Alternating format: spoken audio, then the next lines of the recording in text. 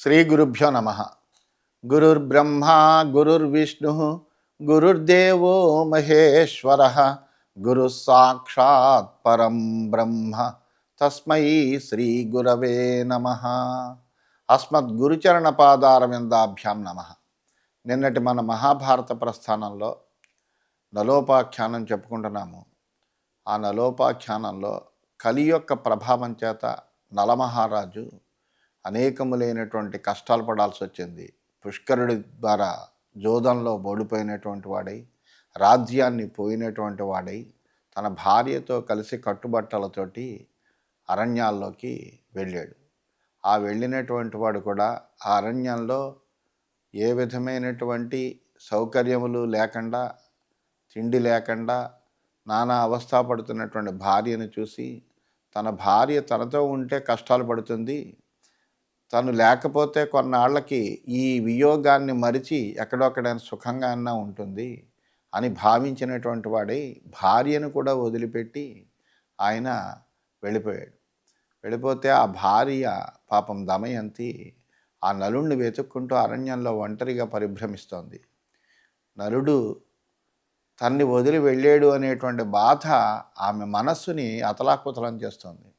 దాంతో ఆమె అలా వెడుతూ ఎక్కడ పడితే అక్కడ తిరుగుతూ పాపం అక్కడ ఉండేటువంటి చెట్టుని పుట్టని అందరినీ కూడా ఆ నలుడు గురించి అడుగుతోంది.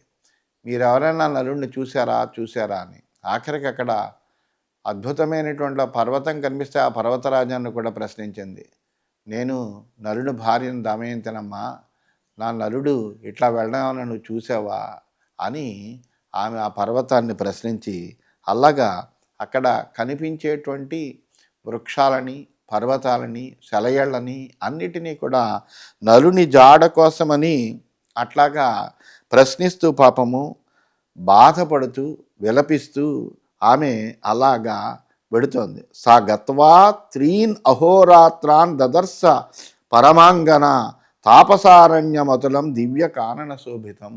అలా వెడుతూ ఆమె 3 రాత్రులు 3 పగళ్ళు ప్రయాణం చేసి ఆ దివ్యారణ్యాన్ని పోలి ప్రకాశించేటువంటి ఒక్క తాపసారణ్యాన్ని చూసిందంటే, చక్కగా తాపసులందరూ నివసించే ఈ అరణ్యంలో ఒక్క నరమానవుడి యొక్క జాడ కూడా లేదు. అటువంటి చోట ప్రయాణం చేసి కాస్త మహర్షులు ఉండేటువంటి, తపస్సు చేసుకోవడానికి వీలుగా ఉన్నటువంటి మహర్షులు ఉండేటువంటి ఒక అరణ్యాన్ని చూసిందట.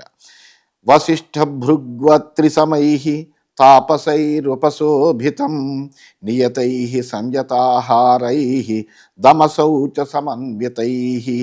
ఆ తాపసారణ్యం ఎలా ఉంది అంటే, వశిష్ఠుడు, భృగువు, అత్రి సమానులైనటువంటి మహర్షులందరూ కూడా అక్కడ తపస్సు చేసుకునేందుకు యోగ్యమైనటువంటి స్థలంగా ఉందిట. సంయతాహారులు అంటే ఇంద్రియ నిగ్రహం కలిగినటువంటి వాళ్ళు, ఆహారం మీద నియమం కలిగినటువంటి వాళ్ళు, అటువంటి పవిత్రమైనటువంటి వాళ్ళందరూ కూడా నివసించడానికి వీలుగా ఉండేటువంటిది. అభక్షైర్వాయుభక్షైశ్చ పత్రాహారైస్తథైవ చ జితేంద్రియైర్మహాభాగై స్వర్గమార్గదిదృక్షిభిః. స్వర్గమార్గాల్ని చూడాలనేటువంటి కోరికతోటి జలవాయుభక్షకులై తపస్సు చేసుకుంటూ ఉంటారంటే, కేవలము జలాన్ని మాత్రమే ఆహారంగా స్వీకరించి తపస్సు చేసుకునేటువంటి వాళ్ళు, కేవలము వాయువుని మాత్రమే స్వీకరించి తపస్సు చేసుకునేటువంటి వాళ్ళు, అలాంటి వాళ్ళందరూ కూడా మహర్షులు ఉన్నారు అక్కడ. అంత నియమనిష్ఠులైనటువంటి మహర్షులందరూ ఉన్నారట. కొందరు ఆకులే ఆహారంగా తీసుకుంటున్నారట. అటువంటి జితేంద్రులైనటువంటి మహాత్ములు వీళ్ళంతా కూడా అక్కడ ఉన్నారట. వల్కలాజిన సంబీతై మునిభిః సంయతేంద్రియై తాపసాధ్యుషితం రమ్యం దదర్శాశ్రమ మండలం. అక్కడ జితేంద్రులైనటువంటి వాళ్ళు నారచీరలు ధరించినటువంటి మునులతోటి, తపోధనుల యొక్క ఉనికితోటి రమ్యంగా ప్రకాశిస్తుంది ఆశ్రమం అంతా కూడా. ఆశ్రమ సమూహాలన్నీ ఇక్కడ ఉన్నాయట అరణ్యంలో. అటువంటి దాన్ని అంతటినీ కూడా చూసింది. నానా మృగ గణయర్జుష్టం శాఖా మృగగణాయుతం తాపసై సముపేతం చ సా దృష్ట్వైవ సమాశ్వసత్. అనేకములైనటువంటి మృగగణాలతోటి పరివ్యాప్తమై, అనేకములైనటువంటి వానరములతోటి కూడా కూడి ఉన్నటువంటి తాపసులందరికీ కూడా అత్యద్భుతమైనటువంటి యోగ్యమైనటువంటి నివాస స్థానమై అలరారుచున్నటువంటి ఆశ్రమాన్ని చూచినటువంటి దమయంతి అప్పుడు సంతృప్తిగా ఊపిరి పీల్చుకుంటా, అబ్బా ఒక మహర్షి సముదాయం నివసించేటువంటి ప్రదేశానికైనా నేను రాగలిగానే అని ఆమె ఆనందించిందిట. శుభ్రూ సుకేశి శుశ్రోణి సుకుచ సుద్విజానన వర్చస్విని సుప్రతిష్ఠ స్వసితాయ తలోచన. మంచి అందమైనటువంటి స్వరూపం కలిగినటువంటిది ఆ దమయంతి. చక్కటి కనుబొమ్మలు, మంచి కేశాలు, చక్కటి అవయవ సౌష్ఠవం, మంచి పలువరస, అలా చక్కటి నేత్రములు కలిగినటువంటిదై చక్కటి వర్చస్సు కలిగి దివ్యమైనటువంటి తేజస్సులో అలరాలేటువంటి ఆ దమయంతి సా వివేశ ఆశ్రమ పదం వీరసేన సుత ప్రియా యోషిద్రత్నం మహాభాగా దమయంతి తపస్విని. ఆ వీరసేనుడి యొక్క కుమారరత్నమైనటువంటి నలుడికి ప్రియతమైనటువంటి భార్య అయినటువంటి తపస్విని అయినటువంటిది, స్త్రీలలో రత్నం లాంటి ఆ సాధ్వి అయినటువంటి దమయంతి ఆశ్రమంలోకి ప్రవేశించిందట. సా అభివాద్య తపోవృద్ధాన్ వినయావనతా స్థిత స్వాగతం తైతి ప్రోక్త తై సర్వై తాపసోత్తమై. అలా దమయంతి ఆశ్రమంలోకి ప్రవేశించేటప్పటికీ అక్కడ ఉండేటువంటి తపోవృద్ధులందరూ కూడా చూశారు. వాళ్ళకి ఈమె నమస్కరించింది, వాళ్ళందరూ కూడా నమస్కారం చేశారు, ప్రతి నమస్కారం చేశారు. ఆమెకు అలాగా ఒక ఆశ్రయం కోసం వచ్చినటువంటి దానిలో అలా వచ్చేటప్పటికి అంత అద్భుతమైనటువంటి స్వరూపంతో ఉన్నటువంటి ఆమెను చూసేటప్పటికీ ఆమెకి స్వాగతం చెప్పారు. పూజాం చాస్య యథాన్యాయం కృత్వా తత్ర తపోధనా ఆస్యతామిత్యధో చూస్తే బ్రూహి కింకరవామహే. ఆ తపోధనులందరూ ఆమెకి తగిన విధంగా గౌరవ సత్కారాలు చేసి ఆమెను చక్కగా కూర్చోమన్నారు. ఆ తర్వాత తాము ఏం చేయాలో, ఎందుకు ఆమె వచ్చిందో ఏమిటో తెలియజేయమని కోరారట. తానువాచ వరారోహ కచ్చిద్ భగవతామిహ తపస్విగ్నిషు ధర్మేషు మృగపక్షిషు చ నఘా కుశలం వో మహాభాగా స్వధర్మాచరణేషు చ తైరుక్త కుశలం భద్రే సర్వత్రేతి యశస్విని. అప్పుడు ఆ దమయంతి ఆ తాపసులను ఉద్దేశించే విధంగా అడిగిందట, మహానుభావులారా, మీ ధర్మాచరణంలో మీరందరూ కుశలంగా ఉన్నారు కదా, మీ యొక్క తపస్సులన్నీ, మీ అనుష్ఠానాలు అన్నీ కూడా జాగ్రత్తగా జరుగుతున్నాయా, మీ అగ్ని కార్యాలు అవన్నీ కూడా సక్రమంగా నెరవేరుతున్నాయా, మీ ధర్మాలన్నీ కూడా చక్కగా పాటించగలుగుతున్నారా అని ఆమె ఆ వృద్ధులందరినీ, తపోవృద్ధులందరినీ కూడా ప్రశ్నించిందట. వాళ్ళు అడిగిన వెంటనే మా అందరం కుశలంగా ఉన్నామమ్మా, మాకేమీ ఇబ్బంది లేదు, హాయిగా మా యొక్క అనుష్ఠానాలన్నీ జరుగుతున్నాయని చెప్పి, బ్రూహి సర్వానవద్యాంగి కాత్వం కించ చికీర్షసి దృష్ట్వైవతే పరం రూపం ద్యుతించ పరమామిహ విస్మయోన సముత్పన్న సమాస్వసిహిమాసు చ అస్యారణ్యస్య దేవీత్వం ఉతాహోస్య మహీభృత. వెంటనే వాళ్ళు కూడా ప్రశ్నించారమ్మా, నువ్వు చాలా అద్భుతమైనటువంటి శరీర సౌందర్యంతో ఉన్నావు, నువ్వు గొప్ప తేజస్సు ఉంది నీ ముఖంలో, నువ్వు ఇక్కడికి రావడానికి గల కారణం ఏమిటి, ఏమి చెయ్యాలని కోరుకుని ఇక్కడికి వచ్చావు, ఈ తేజోవంతమైనటువంటి నీ రూపాన్ని చూస్తుంటే మాకందరికీ చాలా ఆశ్చర్యంగా ఉంది. నువ్వు ఈ అరణ్యానికి సంబంధించినటువంటి దేవతవా, లేకపోతే ఈ పర్వతరాజుకి పత్నివా, ఎవరు నువ్వు దుఃఖించవలసినటువంటి పని ఏమొచ్చింది, నీ ముఖం చూస్తుంటే చాలా దుఃఖంతో ఉన్నట్టుగా ఉంది, అందువలన నీకేం కావాలో చెప్పు, ఎందువలన ఇక్కడికి వచ్చావు, ఏమిటి అని అడిగారు. అస్యాశ్చ నద్యా కళ్యాణి వద సత్యమనిందితే సా బ్రవీత్ తాన్ ఋషీన్నాహం అరణ్యస్యాస్య దేవత నాప్యస్య గిరేర్విప్రాహ నైవ నద్యాస్య దేవతా మానుషీం మాం విజానీత యూయం సర్వే తపోధనాః.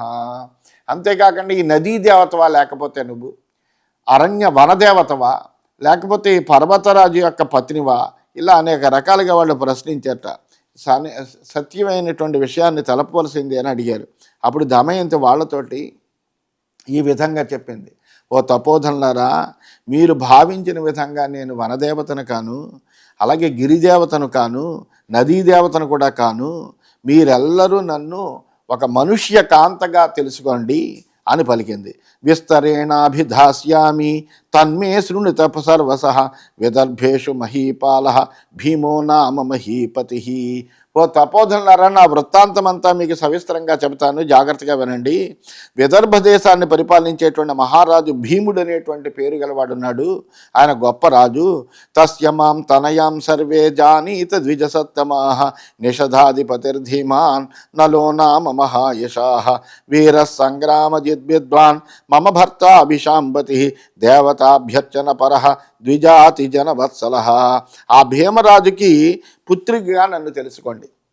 బుద్ధిమంతుడు, యశస్వి, వీరుడైనటువంటి వాడు, యుద్ధంలో విజేత అయినటువంటి వాడు, పండితుడైనటువంటి నలుడనేటువంటి మహారాజు నా భర్త. ఆయన సదా దేవతలను ఆరాధించేటువంటి వాడు, బ్రాహ్మణులపై వాత్సల్యం కురిపించేటువంటి వాడు.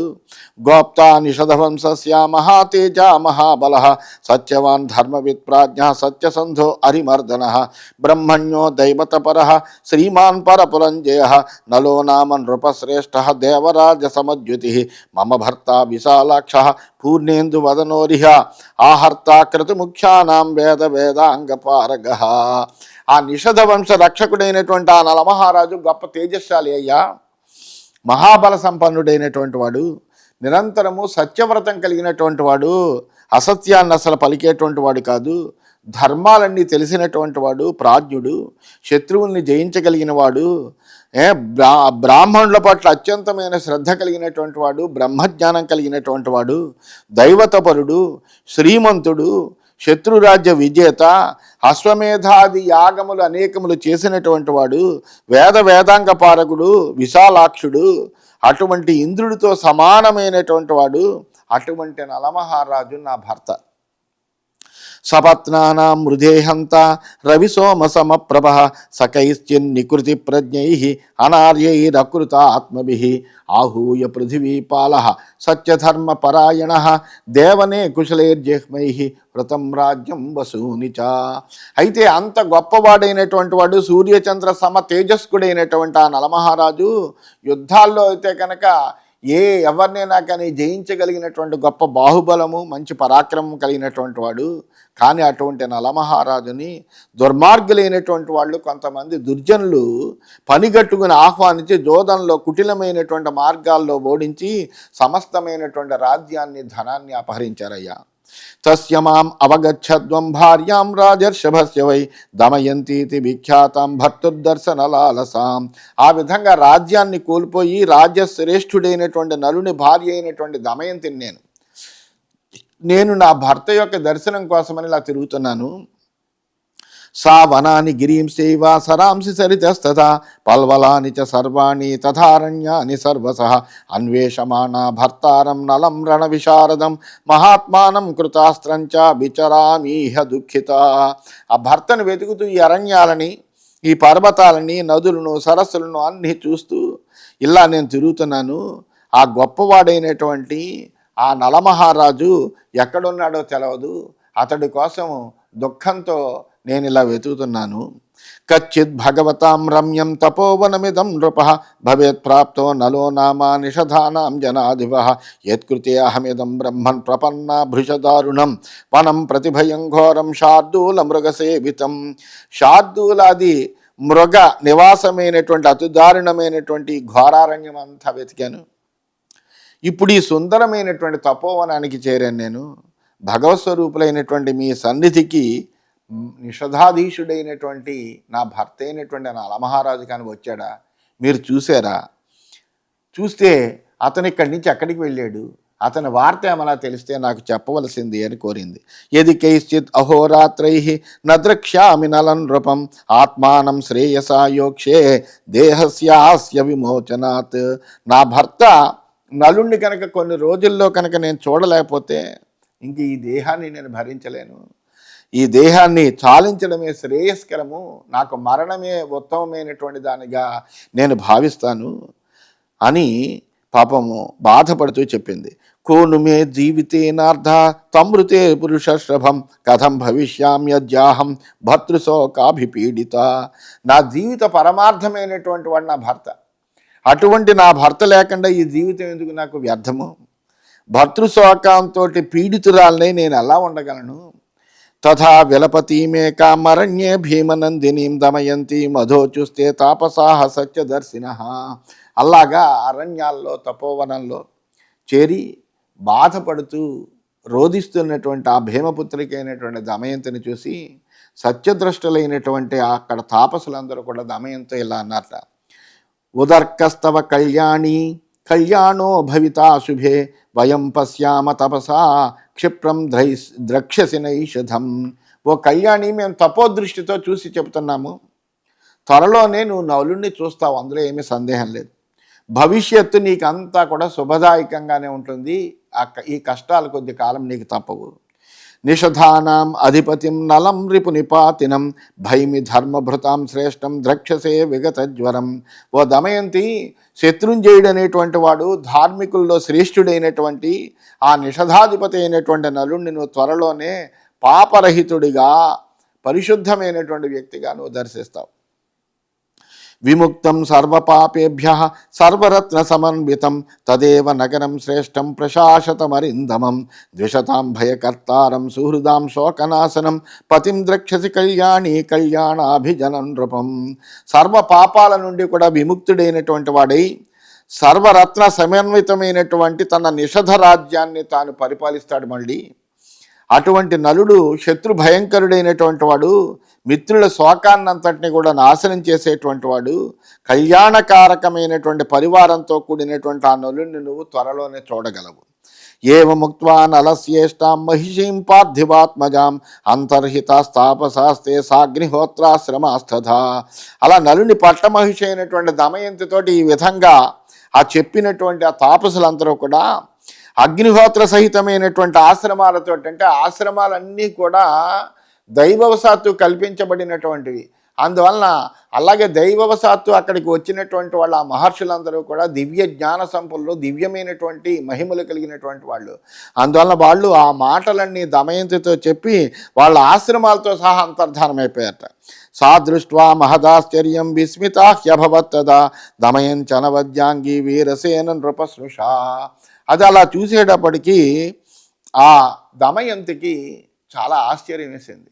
ఇదేంటి అంతటి ఆశ్చర్యకరమైనటువంటి విషయంలా ఉంది ఇది, ఈ విస్మయంగా కనిపిస్తోంది.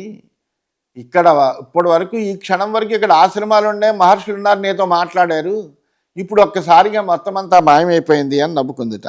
కిన్ను స్వప్నోమయా దృష్ట కోయం విధిరిహాభవత్ కొనుతే తాపసా సర్వే క్వతదాశ్రమ మండలం. నేనేమన్నా కలకన్నానా, లేకపోతే నేను చూసిందంతా కూడా ఒక స్వప్నమా? ఈ ఆశ్రమాలు ఎక్కడున్నాయి, ఆ తాపసులు ఎక్కడున్నారు? ఆహా, విధి చాలా చిత్రమైంది కదా, ఇదంతా కూడా మిథ్య మాట, భ్రమలో ఉన్నమాట నేను అనుకుందిట. కొసా పుణ్యజలారమ్యా నదీ ద్విజనిషేవిత కొనుతేహ నగాహృజా ఫలపుష్పోపశోభితా. ఆ పుణ్యజలాలతో ప్రవహించే నది కూడా అక్కడ లేదు. అలాగే వివిధ పక్షిగణాలతో సేవింపబడేటువంటి ఫలపుష్పాలతో శోభించేటువంటి పర్వతాలు కనిపించట్లేదు.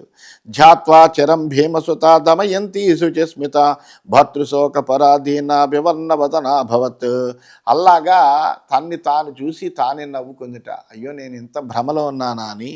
అలా దమయంతి చాలా కాలము ఇదంతా కూడా తలస్తూనే ఉంది. భర్తృశోకంతో దీనురాలైనటువంటి ఆమె ముఖమంతా పాలిపోయింది. సా గత్వాధాపరాం భూమిం బాష్ప సందిగ్ధయా గిర విలలాపాస్త్రు పూర్ణాక్షి దృష్ట్వా శోకతరుం తతః. ఆ తర్వాత దమయంతి మెల్లగా మళ్ళీ తేరుకుంది. ఆ ప్రదేశాన్ని నుండి మరో ప్రదేశానికి చేరింది.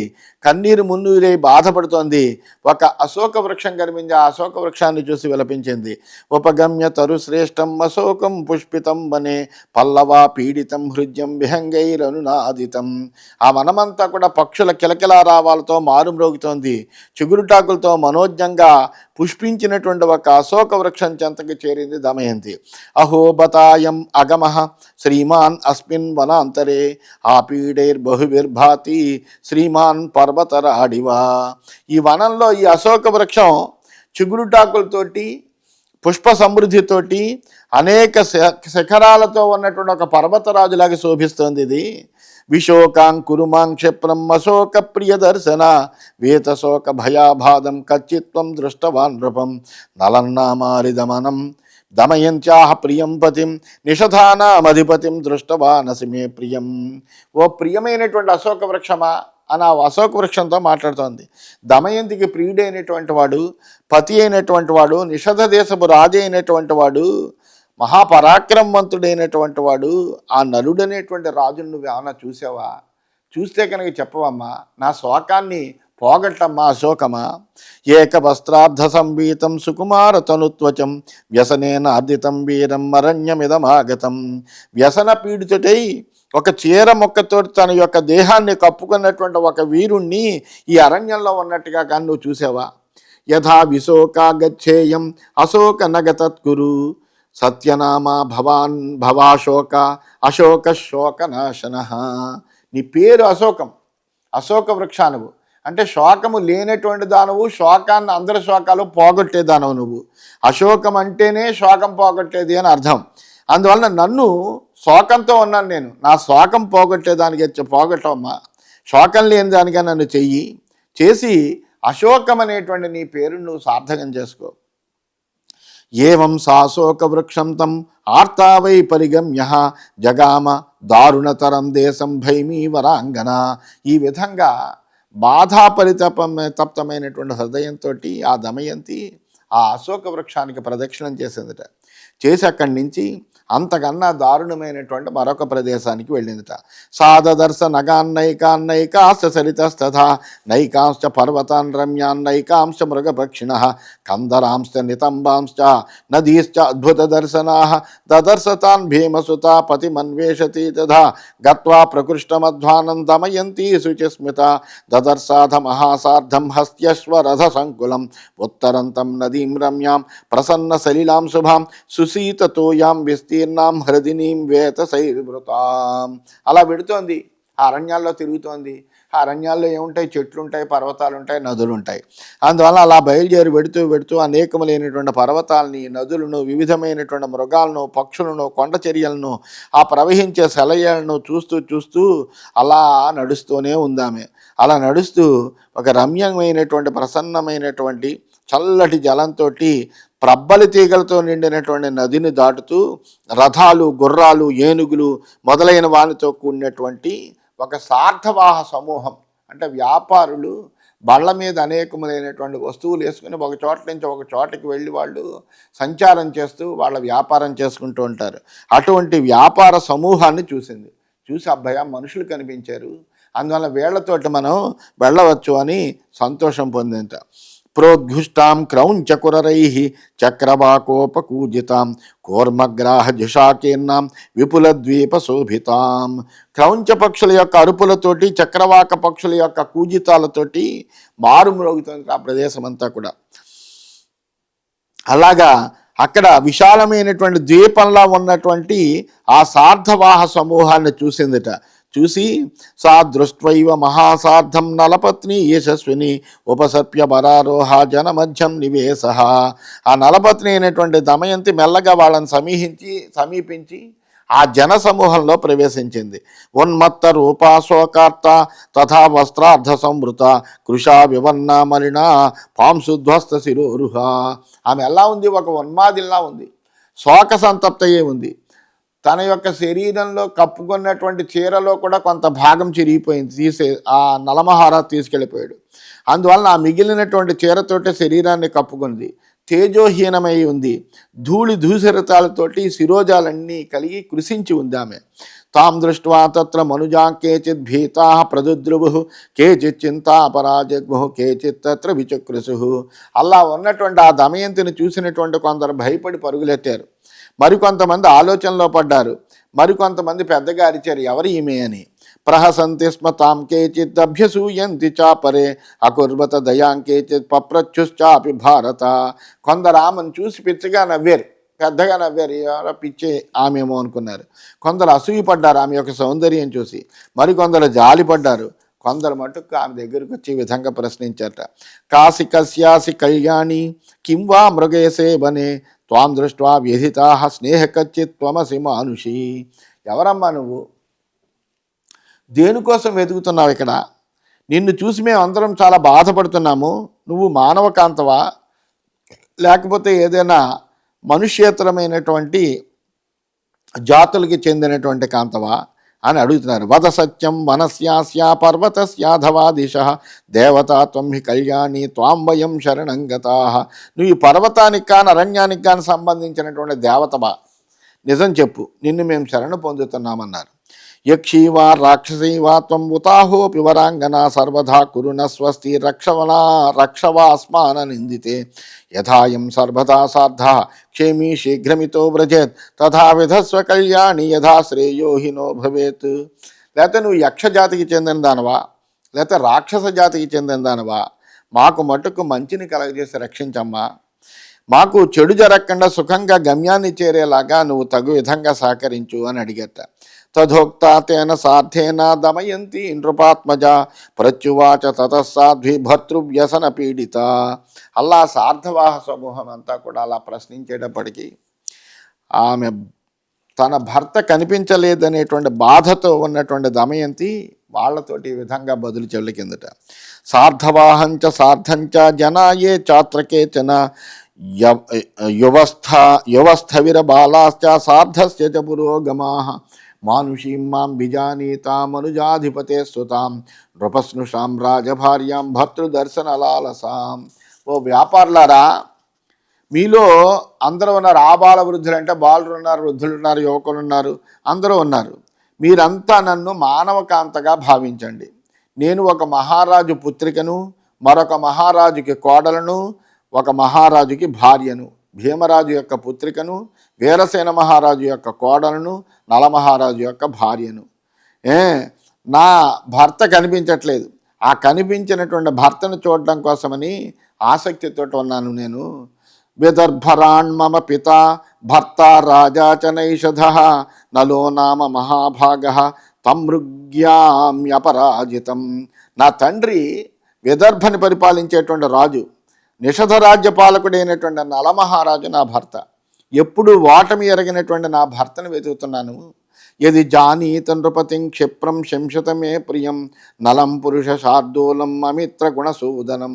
ఆ శత్రుగణాలందరినీ నశింపజేయగలిగినటువంటి మహాపరాక్రమవంతుడైనటువంటి పురుష శ్రేష్ఠుడైనటువంటి నలమహారాజును కనుక మీరు చూస్తే, మీకేమన్నా ఆయన యొక్క వార్త తెలిస్తే, మీకు కనిపిస్తే కనుక అది చెప్పండి నాకు. ఆయన వెతుకుతూ నేను ఇలా తిరుగుతున్నాను అని వాళ్ళని కోరింది. తామువాచ అనవద్యాంగీం సార్ధస్య మహత ప్రభు సార్ధవాహ శుచిర్నామ శృణు కళ్యాణి మధ్వచ. అయితే ఈ సార్ధవాహ సమూహానికి అంతటికీ కూడా ఒక నాయకుడు ఉన్నాడు. ఆ నాయకుడి పేరు శుచి. ఆ శుచి అనేటువంటి పేరు కలిగినటువంటి వాడు దమయంతో ఇలా అన్నట్ట, కళ్యాణి నేను చెప్పే మాట వినమ్మా. అహం సార్ధస్య నేత వై సార్ధవాహ శుచిస్మితే మనుష్యం నలనామానం నపశ్యామి యశస్విని. నేను ఈ సార్ధవాహ సమూహానికి అంతటికీ కూడా నాయకుడిని. నలుడనేటువంటి పేరు గలటువంటి వాడిని నేను ఇప్పటివరకు చూడలేదు, మాకెక్కడ తారసపడలేదు. కుంజరద్వీప మహిష శార్దూలర్క్ష మృగానపి పశ్యామ్యస్మిన్ వనే కృష్ణే హ్యమనుష్య నిషేవితే. మానవ సంచారం లేనటువంటి గహనమైనటువంటి అరణ్యం అమ్మ ఇది. ఇక్కడ క్రూరమైనటువంటి మృగాలు అవి తప్పే మనుషులు ఎక్కడా కనిపించరు. ఇక్కడ ఏనుగులు, అడవి దొన్నలు, పెద్ద పురులు, భల్లూకాలు మాత్రం వాటిని చూస్తున్నాం మేము నిత్యము కూడా. అంతేగాని ఒక్క మనుష్యుణ్ణి చూడలేదు మేము. ఋతే త్వాం మానుషీం మత్యం నపశ్యామి మహావనే తథానో యక్షరాడజ్య మణిభద్ర ప్రసీదతు. మానవకాంతి అయినటువంటి నిన్ను తప్ప మరొక మనుష్యుణ్ణి మేము ఈ అరణ్యంలో చూడలేదు. ఇప్పుడు మాకు యక్షరాజు అయినటువంటి ఆ మణిభద్రుడు ప్రసన్నుడవుగాక అని అన్నాడు. సాబ్రవీద్ వణిజ సర్వాన్ సార్ధవాహం జతం తతః కనుయాస్యతి సార్ధోయం ఏతదాఖ్యాతుమర్హసి. అప్పుడు దమయంతి వాళ్ళని అడిగింది, ఓ వ్యాపారులారా, మీరంతా ఎక్కడికి పెడుతున్నారు చెప్పండి పోనీ అని అడిగింది. అడిగితే అప్పుడు సార్ధవాహుడు చెప్తున్నాడు, సార్ధోయం చేదిరాజస్య సుబాహో సత్యదర్శిన క్షిప్రం జనపదం గంతా లాభాయ మనుజాత్మని. ఆ సార్ధవాహుడు చెప్తున్నాడు, చేదిదాసపు రాజు సుబాహు మహారాజు ఉన్నాడమ్మా, ఆయన దగ్గరికి మేము వెళుతున్నాము. అక్కడ ఏదో ఈ వ్యాపారం ఇవన్నీ కూడా అమ్ముకుని, సరుకులన్నీ అమ్ముకుని అక్కడ మంచి లాభాలు సంపాదించి వెళ్ళాలనే ఉద్దేశంతో ఈ వ్యాపారుల సమూహం అంతా కూడా అక్కడ ఆ చేది దేశపు రాజు అయినటువంటి సుబాహు మహారాజు పరిపాలిస్తున్నాడు, ఆయన యొక్క నగరాల్లోకి మేము వెడుతున్నాము. అక్కడ ఉండేటువంటి ఆ ఓళ్లలో ఈ ఈ సామానంతా అమ్ముకుని లాభాలు సంపాదించాలని అని ఆయన చెప్పాడు. ఇది శ్రీమన్ మహాభారతే వనపర్వణి నలోపాఖ్యాన పర్వణి దమయంతి సార్ధవాహ సంగమే చతుషష్ఠితమోధ్యాయ. ఈ విధంగా శ్రీమన్ మహాభారతంలో వనపర్వంలో నలోపాఖ్యాన పర్వం అనే ఉపపర్వంలో దమయంతి సార్ధవాహ సంగం అనేటువంటి 64 అధ్యాయం పూర్తయిందని చెబుతూ స్వస్తి.